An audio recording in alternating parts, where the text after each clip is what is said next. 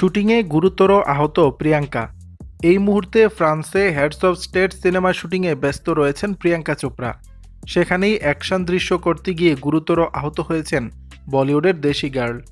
রক্তাক্ত মুখের ছবি পোস্ট করে এক পোস্টে তিনি লিখেছেন, জানি না আর কতবার রক্তাক্ত হতে হবে। ছবিতে দেখা গেছে কপাল ও গালের একপাশে ছোপ ছোপ রক্তের দাগ, চোখে মুখে ক্লান্তি নায়িকার। হঠাৎ করেই প্রিয়াঙ্কা চোপড়ার এমন ছবি দেখে বেশ চমকে গেছেন ভক্তরা। জানা গেছে ফ্রান্সে প্রিয়াঙ্কা চোপড়ার সঙ্গে রয়েছে তার মেয়ে মালতিও। সিনেমা শুটিংয়ের ফাঁকে মালতির সঙ্গে সময় কাটাচ্ছেন তিনি। ফ্রান্সে এদিক ওদিকে ঘুরে বেড়াতেও দেখা গেছে মা ও মেয়েকে। কয়েকদিন আগেই ভারতে এসেছিলেন প্রিয়াঙ্কা। মুম্বাই এসে প্রথমে ফারহান আখতার ও পরে সঞ্জয় লীলা বানসালির সঙ্গে একান্তে দেখা করেন অভিনেত্রী।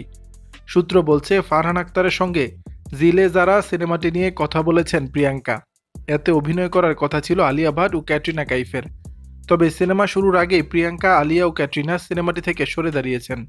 শোনা যাচ্ছে সেই জিলে যারা নিয়ে ফের ফারহানের সঙ্গে কথা বলেছেন বলিউডের দেশি গার্ল। দর্শক, বিষয়টি নিয়ে আপনাদের মতামত জানাবেন নিচের কমেন্ট বক্সে।